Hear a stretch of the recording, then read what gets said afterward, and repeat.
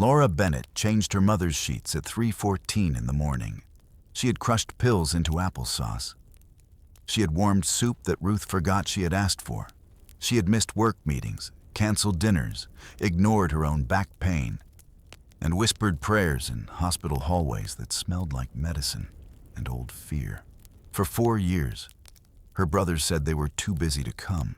David had meetings. Michael had travel. There were soccer games, deadlines, family vacations, church events, car trouble, business calls, and always the same sentence. If you need anything, just call. But when Laura called, they rarely came. Then Ruth Bennett was taken to the hospital. The doctor said her body was growing weaker. Her breathing was uneven. Her time might be short. And before sunrise, David and Michael finally arrived. Not with flowers, not with meals, not with apologies, with questions. Where are the house documents? Did Mom ever change the will? Do you have access to her accounts? Laura stood in the hospital room, holding a plastic bag filled with her mother's slippers, Bible, and nightgown. And in that moment, with Ruth asleep beneath a thin white blanket, Laura realized something that made her hands shake. Some people do not show up for the burden. They show up for the inheritance. But before the week ended, Ruth would leave behind one letter that exposed all 3 of her children, not just the brothers who left, but the daughter who stayed. Laura Bennett was 58 years old, a Christian woman, divorced for 12 years, and known at church as the daughter who cared for her mother. People said it kindly. They called her faithful, devoted, strong, a blessing to Ruth. But most people only saw Laura on Sunday mornings, when she wore clean clothes, smiled politely, and helped her mother into the pew with one hand under Ruth's elbow. They did not see Tuesday nights. They did not see Ruth crying because she thought her own childhood home had disappeared. They did not see Laura setting alarms for medications, calling insurance offices, cleaning spills, lifting her mother from the bathroom floor, or sitting in the car outside the pharmacy because she was too tired to drive home. Laura was a family caregiver, though she rarely used the phrase. To her, she was simply a daughter, and daughters do what needs to be done. At least, that was what she told herself. Ruth Bennett was 84, gentle, stubborn, and once full of life. Before the fall, she had led the women's prayer group, baked peach cobbler for every church potluck, and remembered everyone's birthday. After the fall, everything changed. Her hip healed, but her strength did not fully return. Her steps became cautious. Her hands trembled. Her memory slipped on difficult days. She needed help with meals, appointments, laundry, bathing, medication, and the long, lonely hours when the house seemed too quiet. Laura moved into the old family home, just for a few weeks. Weeks became months. Months became years. David and Michael promised to help. They did at first. David paid for a medical alert device. Michael came one Saturday and fixed a loose railing. Then life got busy again, and Laura stayed. At first, Laura served with a tender heart. She prayed while folding Ruth's clothes. She sang hymns while cooking. She wrote Bible verses on sticky notes and placed them near her mother's chair. But exhaustion has a way of entering the soul quietly. It does not always arrive as anger. Sometimes it arrives as a sigh when the phone rings, as resentment when a brother sends a smiling vacation photo, as bitterness when someone at church says, "You are so blessed to have this time with your mother." Laura was blessed, but she was also tired. Both were true. One evening, Ruth asked for David. Laura had just helped her into bed. "Is David coming tomorrow?" Ruth whispered. Laura paused. "He said he would try." Ruth smiled faintly. "He's always been such a busy boy." Laura looked away. Busy. That word had become a shield her brothers hid behind. Michael called once a week, usually while driving. "How's Mom?" "Hard day." "Sorry, I wish I could do more." Then he would talk about traffic, his kids, his job, and hang up before Laura could say, "Then do more." David sent money occasionally, not enough to hire consistent help, but enough to feel helpful. He called it support. Laura called it guilt with a receipt. She knew that thought was ugly. She confessed it in prayer more than once. Lord, help me love them. But some prayers do not become easy just because they are honest. And Laura's heart was slowly becoming a room where service and resentment lived side by side. The hospital confrontation began quietly. Ruth had been admitted after a frightening episode at home. Her breathing was shallow. Her skin looked fragile. Laura sat beside her bed, holding her hand. Then David arrived in a navy blazer, carrying coffee and concern on his face. Michael arrived 20 minutes later, checking his phone as he walked in. They hugged Laura, asked a few questions, looked at Ruth. Then David said, "We need to talk about practical things." Laura knew that tone. Practical things usually meant money. "Mom is still here," Laura said. "I know," David replied, "but we need to be responsible." Michael nodded. "Where are the house papers?" Laura stared at him. "The house papers? Deed, will, bank information, that kind of thing." Laura felt heat rise in her chest. "For 4 years, I asked for help with medication schedules, doctor visits, bathing, groceries, and bills. Now suddenly everyone wants documents?" David's jaw tightened. "That's unfair." "Is it?" Michael lowered his voice. "You have been alone with her for years, Laura. How do we know you didn't influence the will?" The sentence struck her like a hand across the face. Laura looked at Ruth, asleep and unaware, then back at her brothers. "You think I did all of this for money?" David looked uncomfortable, but he did not defend her. Michael said, "We're just asking questions." Laura's voice broke. "No, you're asking the wrong questions too late." The room went silent. For years, Laura had carried the burden. Now she was being treated like a suspect beside her mother's hospital bed. Something in her heart hardened, and she hated how much she wanted them to feel guilty. Pastor Samuel came the next afternoon. He was Ruth's pastor, gentle and older, with the kind of presence that made loud rooms become quieter. He prayed beside Ruth's bed. Then he asked to speak with all 3 children in the waiting room. Laura sat with arms crossed. David stood near the window. Michael kept checking his watch. Pastor Samuel reached into his worn leather folder and removed a sealed envelope. "Your mother gave this to me 3 months ago," he said. "She asked me to keep it until the 3 of you were together." Laura's stomach tightened. David frowned. Michael finally put his phone away. The envelope had all 3 names written in Ruth's careful handwriting. Laura, David, Michael. Pastor Samuel opened it and began reading. "My dear children, if you are hearing this, then I may not have the strength to say everything myself. Please listen before you defend yourselves." David looked down. The pastor continued, "I have watched all of you handle my weakness in different ways. Laura stayed when staying was hard. She cared for me in ways no child should have to carry alone." Laura's eyes filled. For one moment she felt seen. Then the next line came. "But Laura, my daughter, do not let bitterness become the inheritance you carry from this house." Laura's breath caught. Pastor Samuel kept reading. "David and Michael, you said you loved me, and I believe you did. But love that never becomes presence can leave someone lonely while still using loving words." Michael swallowed. David's face went pale. "I do not write this to shame you, but to tell the truth before money gives everyone another reason to hide." The room was silent. Ruth's letter had done what none of them expected. It had not chosen a side. It had uncovered hearts. Laura had wanted her mother's words to defend her. Instead, they also confronted her, and that hurt in a place deeper than accusation. That night, Laura returned to the old house, alone. David and Michael stayed near the hospital, partly out of concern, partly because guilt had finally found them. The house felt different. Ruth's chair was empty. The lamp beside it was still on. A half-finished crossword puzzle sat on the side table. Laura walked through the hallway and saw 4 years of care everywhere. The shower chair, the pill organizer, the walker, the stack of appointment cards held together with a rubber band. She stood in the kitchen and gripped the counter. Her mother was right. The words made Laura angry, then ashamed, then broken. She had stayed. She had sacrificed. She had honored her elderly mother when her brothers had not. But somewhere along the way, Laura had begun collecting evidence against them like unpaid debts. Every missed visit, every unanswered call, every holiday excuse, every time Ruth asked for them and Laura had to soften the truth. She had served with her hands while resentment grew in her heart.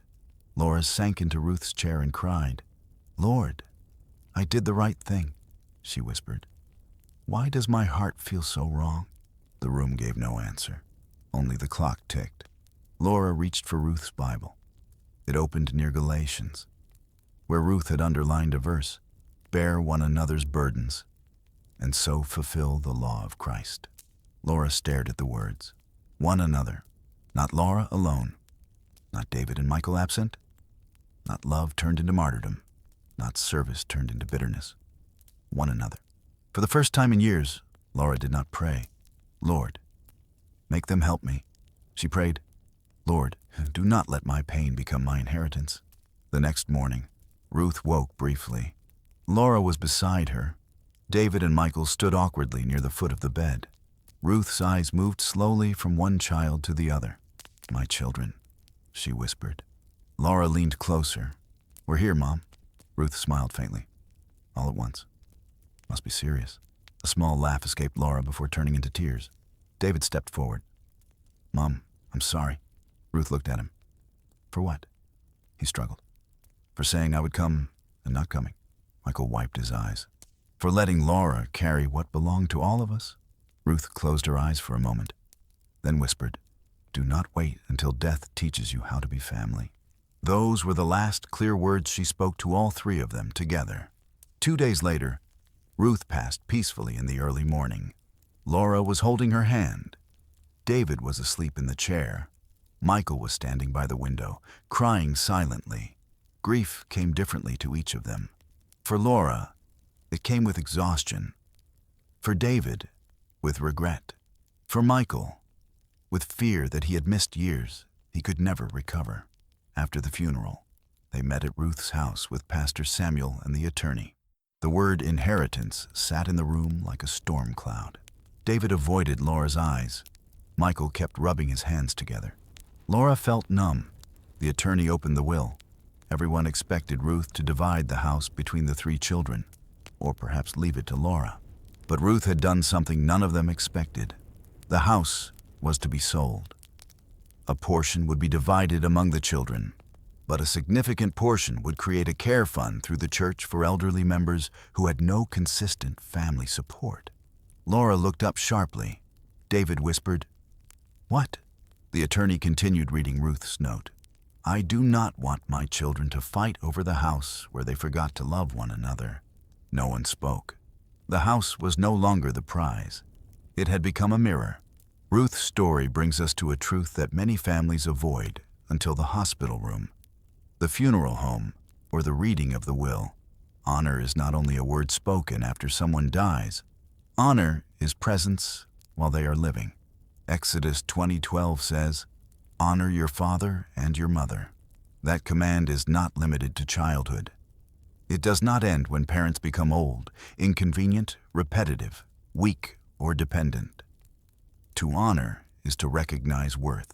To treat a parent not as a burden to be managed or an inheritance to be measured, but as a person made in the image of God. 1 Timothy 5:8 speaks strongly about caring for one's own household. It reminds believers that faith must become practical.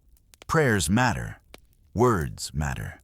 But love that never becomes responsibility is incomplete. And Galatians 6:2 calls the church and the family to bear one another's burdens. Laura had carried too much alone. David and Michael had excused too much distance. But Laura also had to face something difficult. Even righteous service can become spiritually dangerous when bitterness becomes its hidden companion. Christian forgiveness does not mean pretending the absence did not hurt. It does not mean Laura's brothers were right. They were not. But forgiveness does mean refusing to let their failure become the ruler of her heart. Ruth's final gift was not the house. It was truth. Truth for the brothers who left. Truth for the daughter who stayed. Truth for every family that thinks inheritance is only about money. Sometimes the greatest inheritance is the mercy to be corrected before bitterness becomes permanent. After the attorney left, the three siblings remained at Ruth's kitchen table, the same table where she had served soup, birthday cake, tea, advice, correction, and prayer for decades. Laura held the letter in her hands. David finally spoke. "I don't know how to apologize for 4 years." Laura's voice was tired. "You can start by not making excuses." He nodded. "You're right." Michael stared at the table. "I told myself you were better at this than we were." Laura looked at him. That was easier than learning. He cried then, not loudly, but honestly. "I was afraid," he said. "Mom looked so weak. I didn't know what to do, so I stayed away and called it being busy." David added, "And I sent money because it let me feel involved without being present." Laura wanted to stay angry. Part of her did. But Ruth's words kept returning. "Do not let bitterness become the inheritance you carry from this house." Laura closed her eyes. "I needed help," she whispered. "And after a while, I stopped only needing help. I wanted you to suffer for not helping." The confession surprised all of them, especially her. David reached across the table. Laura did not take his hand at first. Then slowly, she did. Michael placed his hand over theirs. The three of them sat there like children again, older now, ashamed, grieving, and unsure how to become family after years of imbalance. Pastor Samuel, who had remained quietly in the doorway, asked, "Would you like to pray?" Laura nodded. No one prayed eloquently. David simply said, "Lord, forgive our absence." Michael whispered, "Teach us how to carry what we avoided." Laura's voice broke. "And do not let bitterness be what I inherit from my mother's house." The room was quiet. Nothing was fixed, but something had opened. And sometimes grace begins as a door no one expected to unlock. The house sold 6 months later. Laura cried when she locked the door for the last time, not because the house was perfect. It had held arguments, silence, exhaustion, and pain. But it had also held Ruth's prayers, her laughter, her songs, her final lesson. The Care Fund was established at the church in Ruth Bennett's name. The first person helped was an elderly man whose daughter lived 3 states away and whose medicine had become too expensive. When Laura heard that, she cried again, this time not from bitterness, from gratitude. David began taking 1 Saturday a month to help with the church's elderly care ministry. Michael joined the committee that organized rides for medical appointments. They were not suddenly perfect men. They still had hard conversations with Laura, still apologized clumsily, still forgot things sometimes, but now they showed up. Laura began sleeping through the night again. At first, rest felt like guilt. Then slowly, it became grace. She had spent so long being needed that she had forgotten she was also allowed to be human. One Sunday, Pastor Samuel spoke about honor. Laura sat between her brothers. For the first time in years, she did not feel like the only child carrying the family. She still missed Ruth. She always would. But Ruth had left something greater than money. She left a mirror, a warning, a blessing, a call to become better after she was gone. Maybe you know Laura's story. Maybe you are the one who stayed, the one who changes sheets, makes calls, schedules appointments, carries the emotional, physical, and spiritual weight, while others say, "Let me know if you need anything." God sees you, but He also sees your heart. Do not let hidden care become hidden bitterness. Maybe you are David or Michael. Maybe you love your family, but your love has been mostly words. Maybe you have confused being busy with being absent. It is not too late to show up, not only for inheritance, for honor, for love, for obedience. Because the true inheritance of a family is not what remains in a will. It is what remains in the heart when the house is empty. And Ruth Bennett's children finally learned that the house was never the greatest thing their mother left behind. Her final gift was the truth that could still heal them. If this story spoke to your heart, write the word honor in the comments. Let it be a simple prayer. Lord, teach me to honor with presence, not only with words. If this video helped you reflect, leave a like and subscribe for more Christian stories about faith, family, caregiving, forgiveness, healing, and biblical truth. And remember, God sees the care no one applauds, but He also sees when service begins to turn into bitterness. True honor shows up before the inheritance is at stake.